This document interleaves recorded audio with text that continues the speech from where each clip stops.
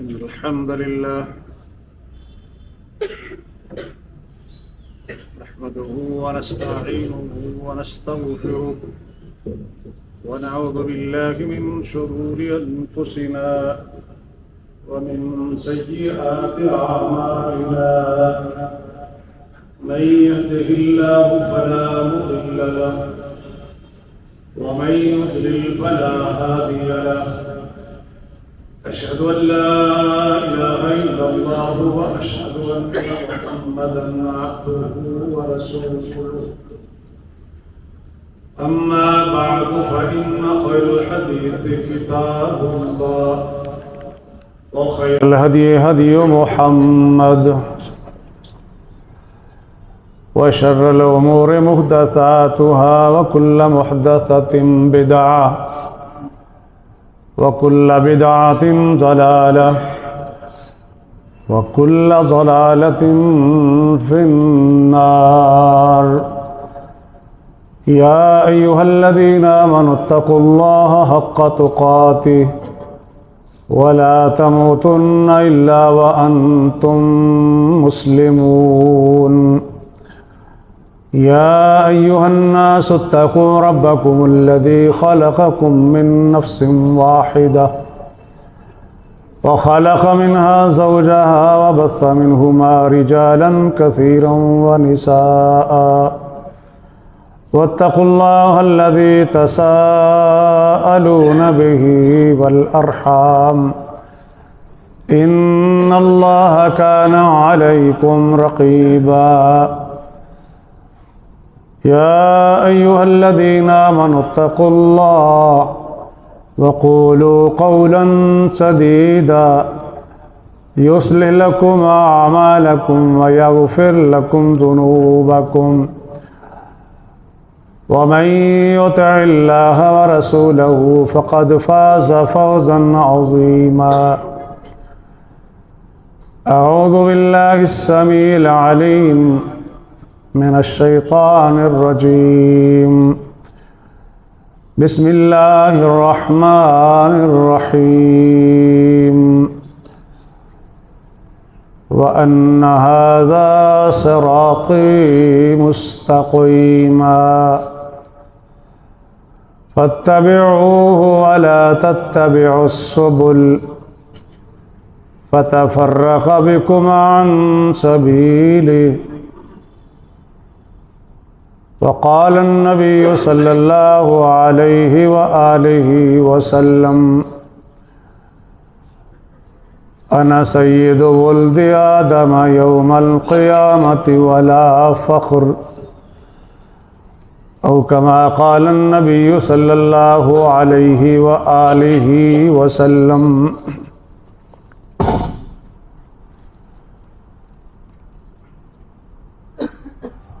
مسلمان کے لیے دنیا اور آخرت کی زندگی تبھی سعادت والی زندگی بنتی ہے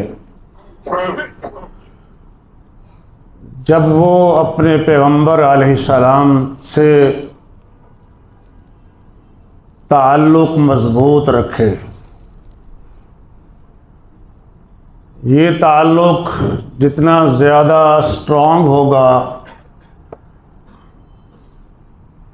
اسی قدر ہی اسے دنیا کی سعادتیں حاصل ہوں گی۔ وہ لوگ جن کو عظمتیں ملی ہیں، سعادتیں ملی ہیں،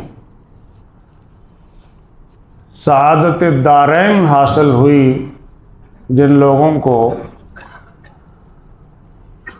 وہ پیغمبر علیہ السلام سے تعلق کی بنیاد پر ہی حاصل ہوئی ہے۔ آپ علیہ السلام کی سیرت کو اپنانے سے حاصل ہوئی ہے، آپ سے محبت کرنے سے، یا آپ سے محبت کے جو بھی مظاہر ہیں ان کی وجہ سے انہیں دنیا و آخرت میں سعادتیں حاصل ہوئی۔ پیغمبر علیہ السلام کا تذکرہ کرنا یہ مومن کے لیے سعادت مندی کا ذریعہ ہے۔ ہم جب نبی علیہ السلام پر درود و سلام پڑھتے ہیں تو اپنے آپ کو اونچا کرتے ہیں۔ نبی علیہ السلام ہمارے درود کے محتاج نہیں ہیں۔ ہم کہیں گے تو اللہ رحمت نازل فرمائے گا، یہ کوئی ضروری نہیں ہے، لیکن ہم جب نبی علیہ السلام پر درود پڑھتے ہیں تو اللہ اس درود کی برکت سے ہمارا مقام بلند فرماتے ہیں۔ تو یہ ہے اصل سعادت کی بات۔ پیغمبر علیہ السلام کی جو سیرت طیبہ ہے اس میں ایک وصف یہ تھا کہ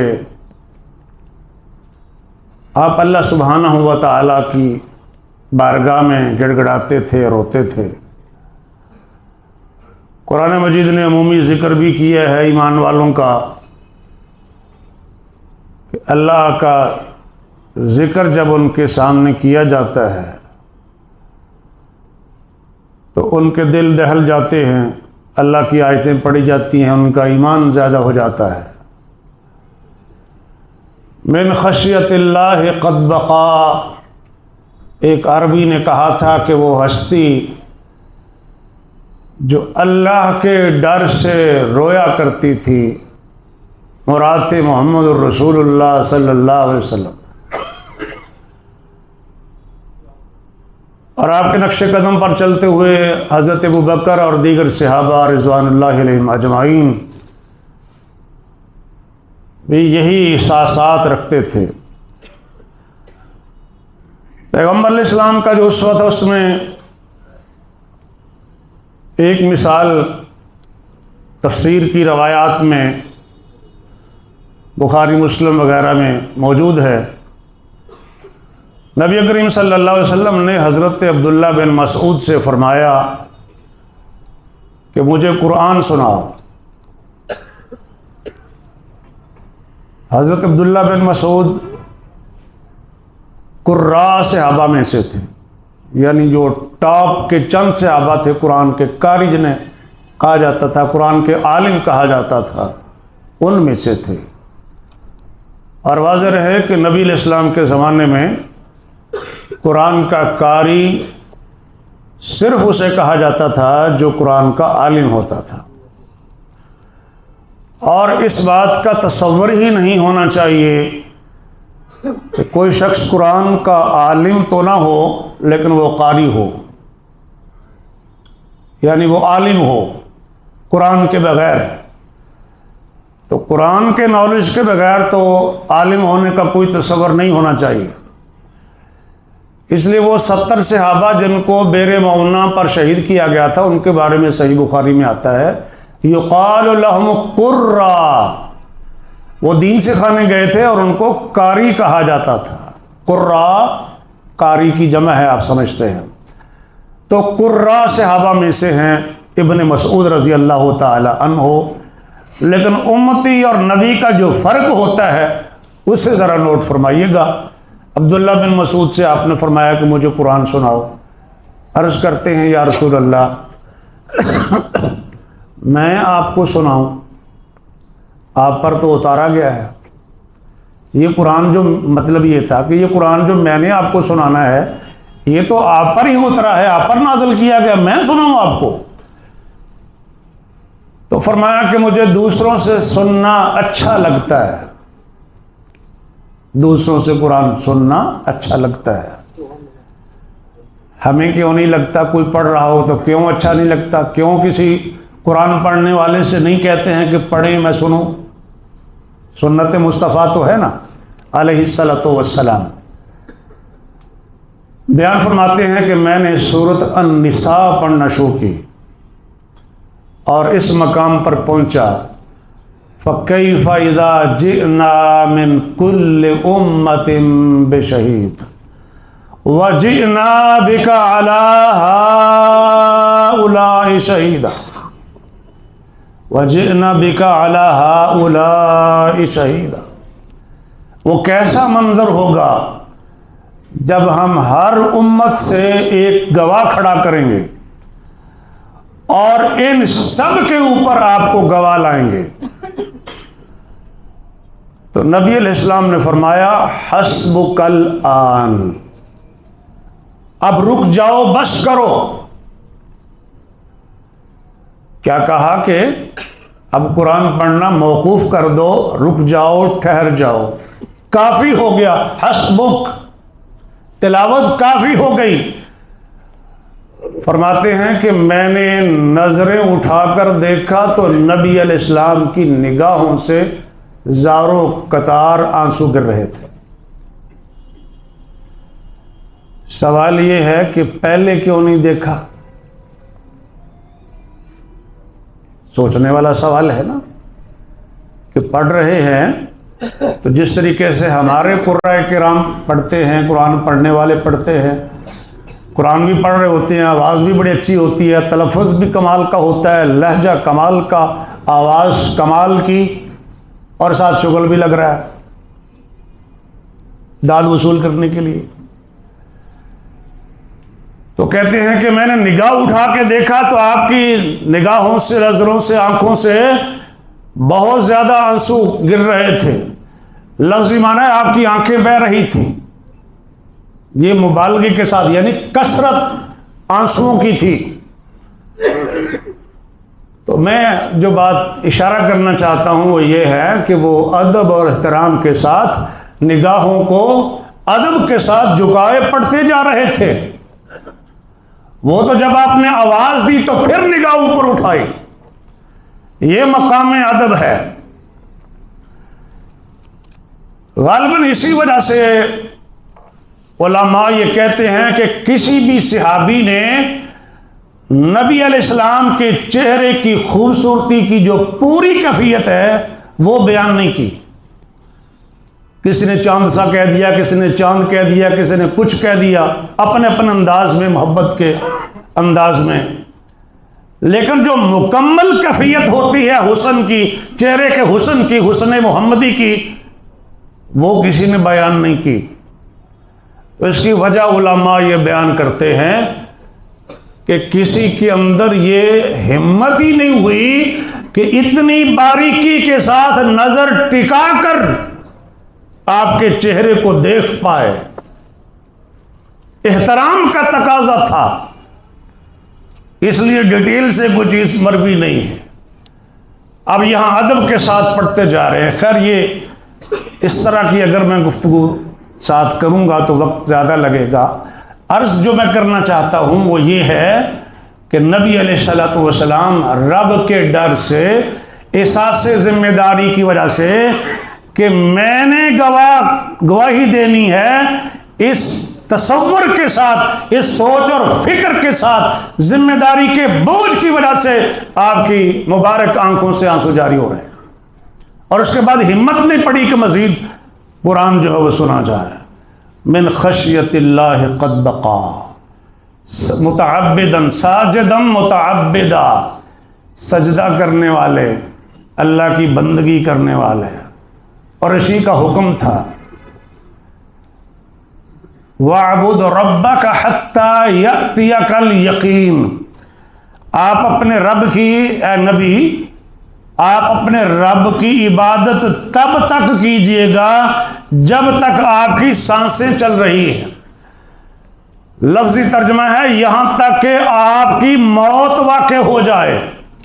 یَأْتِيَكَ الْيَقِينُ، وہ قرآن پاک میں اسی معنی میں یقین کا لفظ دوسرے مقام پر بھی استعمال ہوا، حَتَّى أَتَانَا الْيَقِينُ، ہم تو شغل میلے میں لگے ہوئے تھے کہ موت آ گئی۔ أَتَانَا الْيَقِينُ، یہ اسی یقین یعنی موت کا ذکر ہو رہا ہے۔ وَقُمْ مِنَ السَّاجِدِينَ، اور سجدہ کرنے والوں سے ہو جائیے گا۔ تو معلوم ہوا کہ کوئی وقت ایسا نہیں آتا جب آدمی یہ کہے یا سوچے کہ میں نے اب بہت زیادہ عبادت کر لی ہے، اب مجھے عبادت کی ضرورت نہیں رہی، اب مجھے ریاضت کی، محنت کی ضرورت نہیں رہی، اب مجھے نماز اور روزے کی ضرورت نہیں رہی، میں نے بہت محنت کر لی ہے، اب میں شریعت کا پابند نہیں رہا۔ اور یہ مسئلہ بر صغیر پاک و ہند میں پیش آیا ہے، پیش رہا ہے کہ کچھ ایسے صوفیاء بھی ہوئے کچھ ایسے مذہبی رہنما پیر کے نام سے ہوئے جو اپنے آپ کو شریعت کا تابع نہیں سمجھتے تھے، پابند نہیں سمجھتے تھے، اور پوچھنے پر یہ کہتے تھے کہ ہم نے بہت کچھ کر لیا ہے، بڑی محنت کر لی ہے، اب اس سٹیج سے ہم آگے گزر چکے ہیں، اس مقام سے آگے بڑھ چکے ہیں، لہٰذا اب ہمیں ان عبادات کی ضرورت نہیں رہی۔ لیکن ہم کہتے ہیں کہ نبی سے مقام تو کسی کا بھی اونچا نہیں ہو سکتا نا، فزیکلی کیا بھی ہے، جب چل نہیں سکتے تھے 2 صحابہ کے کندھوں پر ہاتھ رکھ کے مسجد میں آئے تھے، اور امت کے لیے آخری الفاظ جو نصیحت تھی اس میں نماز تھی، الصلاۃ، اور کیوں نہ ہوتا اللہ سبحانہ و تعالیٰ کا حکم بھی یہی تھا، وَاعْبُدْ رَبَّكَ حَتَّى يَأْتِيَكَ الْيَقِينُ، آخری دم تک اپنے رب کی عبادت کرتے رہو، یہ حکم تھا۔ تو جب عبادت کر کر کے ان کو عبادت سے چھوٹ نہیں ملی جو ساری کائنات کے امام اور سردار ہیں، تو پھر کسی اور کو کیسے چھوٹ مل سکتی ہے؟ یہ تو بات ہے سیدھی سیدھی۔ ساتھ فرمایا وَقُم مِّنَ السَّاجِدِينَ، اور سجدہ کرنے والوں سے ہو جائے گا۔ اور قرآن میں یہ ہے کہ ہر وہ چیز جو اللہ کو سجدہ کرتی ہے اس کا سایہ ہوتا ہے۔ یہاں نبی علیہ السلام کو حکم دیا جا رہا ہے کہ آپ سجدہ کرنے والوں سے، جھکنے والوں سے ہو جائیے گا۔ آپ علیہ السلام کا جو مقام و مرتبہ ہے، شان و عظمت ہے، جن کے تذکروں سے ہم اپنا مقام اونچا کرتے، ان میں یہ بھی ہے کہ یا ایھا الصادق الامین، اے وہ ہستی جو سچ بولنے والی ہے، الامین، امانت دار ہے، ایسا سچ بولتے ہیں کہ دشمن بھی مانتا ہے، قتل کرنا چاہتا ہے، شہید کرنا چاہتا ہے، دشمن اپنے راستے سے ہٹانا چاہتا ہے، خون کا پیاسا ہے، لیکن گواہی یہی دیتا ہے کہ یہ سچ بولتے ہیں۔ اعلان نبوت سے پہلے بھی تصدق الحدیث کہا، اگر تمہیں کہوں کہ اس پہاڑ کے پیچھے سے دشمن تم پر حملہ آور ہونے والا ہے، سچا مانو گے کہ نہیں مانو گے؟ کہتے ہیں ما جربنا علیک الا صدقا، ہمارا جو ساری زندگی کا آپ سے معاملہ ہے، ہمارا جو تجربہ ہے، ہم نے جو آپ کو آزمایا ہے زندگی بھر، تو جب بھی آزمایا ہے سچا ہی پایا ہے۔ اس لیے اب بھی اگر آپ کہیں گے تو ہم سچ مان لیں گے۔ اسی لیے جب نبی علیہ السلام کے بارے میں لوگوں نے باتیں کی تو اللہ تعالیٰ نے سورۃ انعام میں فرمایا کہ اے نبی، یہ ظالم آپ کو جھوٹا نہیں کہتے ہیں، لا یکذبونک، آپ کی تکذیب نہیں کرتے ہیں، ولکن الظالمین بآیات اللہ یجحدون، یہ ظالم اللہ کی آیتوں کا انکار کرتے ہیں۔ مسئلہ اللہ کی آیتوں کا ہے، ذات کا مسئلہ نہیں ہے، بات کا مسئلہ ہے۔ جو دعوت آپ دے رہے ہیں، جو آیات آپ انہیں سنا رہے ہیں، یہ اللہ کے کلام کا مسئلہ ہے، آیات الہیہ کا مسئلہ ہے۔ جب آپ نے قرآن سنانا شروع کیا ہے تب انہیں مسئلہ ہوا ہے، ذات سے کوئی مسئلہ نہیں ہے، بات سے مسئلہ ہے، پیغام سے مسئلہ ہے۔ وہ ایسے امانت والے کہ اپنی امانتیں بھی اسی کے پاس رکھواتے ہیں جس کے ساتھ کیا جو صدق بن جائے۔ مقابلہ ہے، ٹکر ہے، لڑائی ہے۔ اور نبی علیہ السلام نے وہ ساری امانتیں جو ہجرت کے موقع پر بھی آپ کے پاس تھی، یعنی اس وقت دشمنی پیک پر تھی اور اس قدر انتہا پہ پہنچی ہوئی تھی کہ اللہ کی طرف سے اذن آ گیا کہ ہجرت کرنی ہے آپ نے، اور آپ پھر نکلے حضرت علی کو بستر پہ سلا کے رضی اللہ تعالیٰ عنہ، اور کہا یہ امانتیں ان کو دے کر آنا۔ بھائی ایک بندہ جا رہا ہے، ٹھیک ہے، دشمن تو ہے، نکلو، کوئی انگلی نہ اٹھائے کہ محمد خود تو گئے ہیں، ہمارا مال بھی ساتھ لے گئے ہیں، کسی کی جرت نہ ہو اخلاق و کردار پر انگلی اٹھانے کی۔ باقی دشمنی اپنی جگہ پر، مقابلہ اپنی جگہ پر، لیکن یہ کوئی نہ کہہ سکے کس نے فلاں موقع پر امانت میں خیانت کی تھی. اس لیے ہم کہتے ہیں کہ کوئی بات پوشیدہ نہیں ہے. جو بھی اللہ نے دین آپ کو دیا ایک ایک بات آپ نے پہنچا دی، کوئی بات بھی نہیں رکھی، ایک بات بھی نہیں رکھی اپنے پاس. اور وہ شخص جو اس راہ پر چلنے والا ہے، من سار علی نہجہ اہتدی، جو اس راستے پر چلے گا وہ ہدایت کا راستہ پائے گا. جو آپ کو رحمت للعالمین مانے گا، امام المتقین مانے گا، امام المرسلین مانے گا، اور ساری کائنات کا امام اور سردار مانے گا، صادق و امین مانے گا، اور یہ عقیدہ رکھے گا. نہ صرف یہ کہ عقیدہ رکھے گا، جس راستے پر آپ چلے، منہج پر، نہج کا لفظ ہے من سار علی نہجہ اہتدی، وہ صحیح راستے پر ہے. اور وہ آیت کریمہ جو سورۃ انعام میں ہے، آیت نمبر 153، فرمایا وَأَنَّ هَذَا صِرَاطِي مُسْتَقِيمًا، لوگوں کو بتاؤ آؤ اس راستے کی طرف. اور ایسی 10 باتیں کہی گئی، اور ان میں 10ویں بات یہ تھی کہ وَأَنَّ هَذَا صِرَاطِي مُسْتَقِيمًا، یہ ہے میرا راستہ جو سیدھا راستہ ہے، صراط مستقیم ہے. فَاتَّبِعُوهُ، اس راستے کی پیروی کرو. وَلَا تَتَّبِعُوا السُّبُلَ، اور مت پیروی کرو راستوں کی. توجہ فرمائیے گا، کہا راستے کی پیروی کرو، راستوں کی پیروی نہ کرو. اور وہ جو قرآن مجید میں اللہ سبحانہ و تعالی نے ظلمات اور نور کا لفظ استعمال کیا ہے، یعنی ایک لفظ جو ہے قرآن پاک میں ظلمات کا اندھیرے، یخرجہم من الظلمات الی النور، اللہ انہیں اندھیروں سے نکالتا ہے، نور کی طرف لے کر آتا ہے. یہ نہیں کہا کہ روشنیوں کی طرف لے کر آتا ہے. میں لفظ نہیں بول رہا، بات ذرا مشکل ہو جائے گی. آسان لفظوں میں اللہ فرماتے ہیں اللہ اندھیروں سے نکالتا ہے، روشنی میں لے آتا ہے. یہ نہیں کہا کہ اندھیروں سے نکالتا ہے، روشنیوں میں لے آتا ہے. روشنیاں نہیں کہا. کیوں نہیں روشنیاں کہا؟ اس لیے کہ گمراہی کے راستے بہت سارے ہیں، ہدایت کا راستہ صرف ایک ہے جو محمد الرسول اللہ صلی اللہ علیہ وسلم کا راستہ ہے. اس لیے فرمایا کہ راستوں کی پیروی نہ کرو، راستے کی پیروی کرو. میں دہرا دوں، راستوں کی پیروی نہیں کرنی، راستے کی پیروی کرنی ہے. اور وہ راستہ ہے سبیل الرسول، محمد الرسول اللہ صلی اللہ علیہ وسلم کا راستہ. وَأَنَّ هَذَا صِرَاطِي مُسْتَقِيمًا فَاتَّبِعُوهُ وَلَا تَتَّبِعُوا السُّبُلَ. اور اگر ہم راستوں کی پیروی کریں گے، فرمایا فَتَفَرَّقَ بِكُمْ عَنْ سَبِيلِهِ، اصل راستہ چھوٹ جائے گا. یہ فرقہ واریت کب ہوگی؟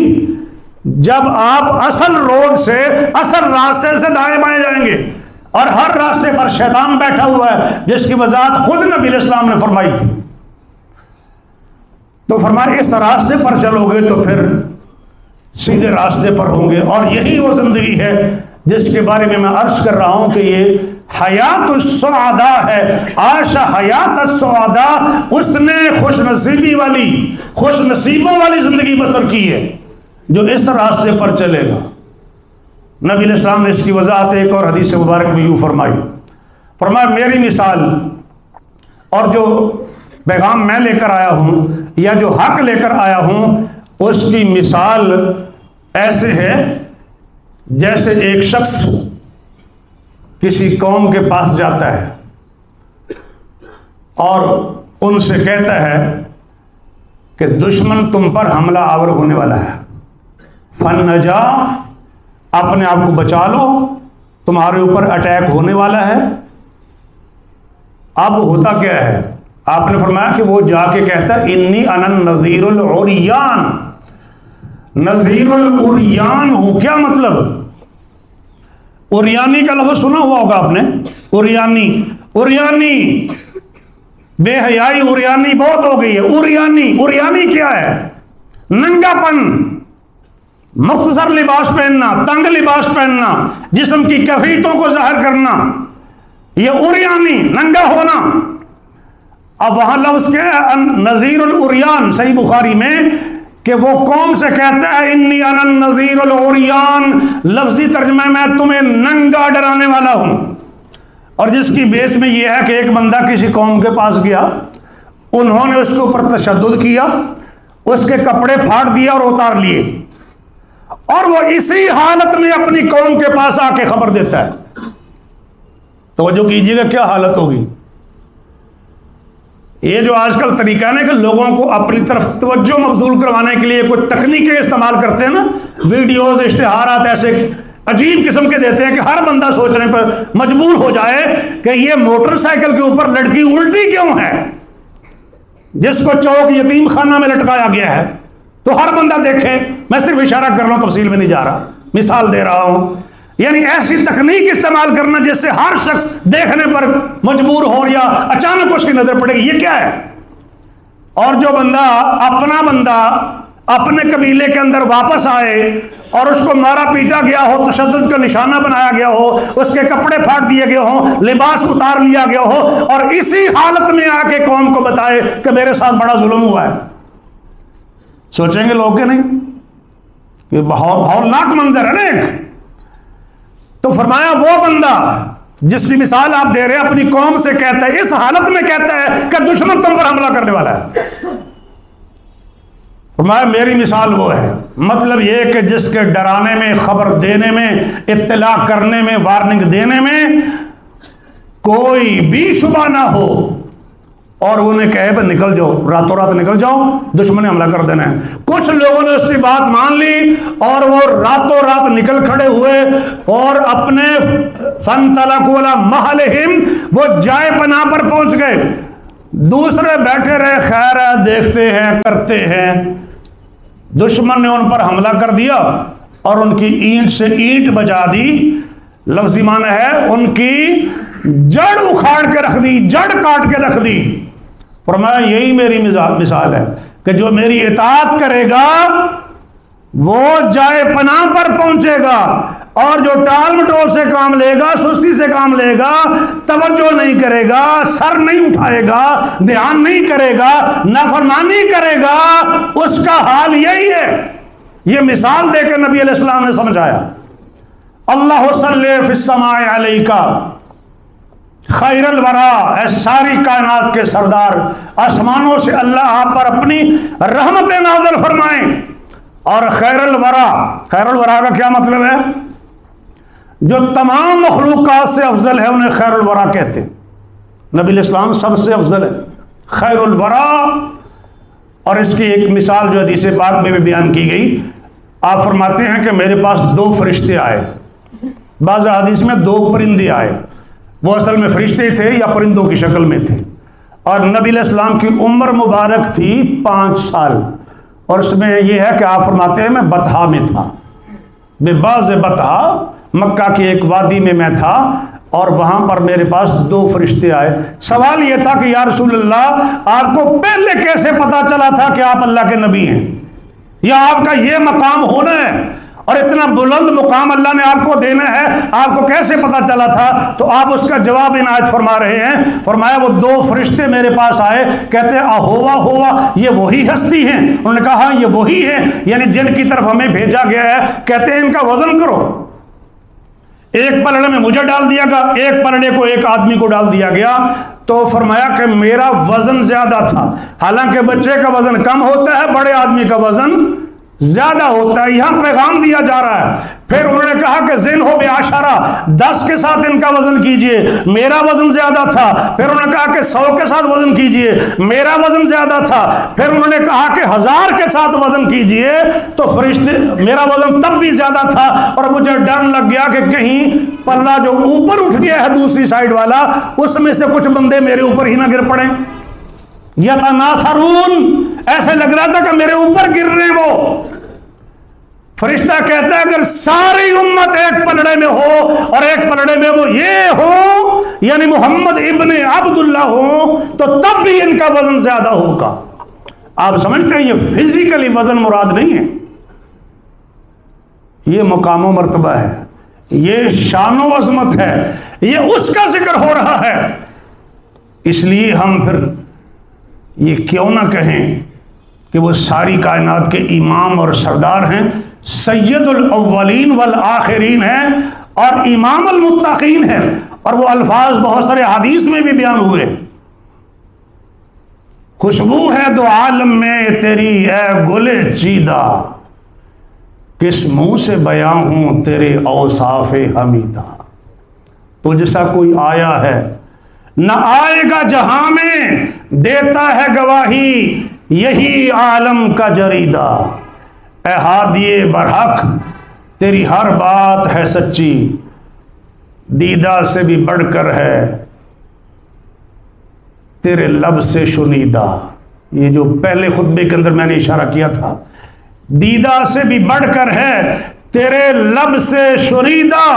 اے رحمت عالم تیری یادوں کی بدولت، اے رحمت عالم تیری یادوں کی بدولت، کس قدر سکون میں ہے میرا قلب تپیدہ۔ وآخر دعوانا ان الحمدللہ رب العالمین۔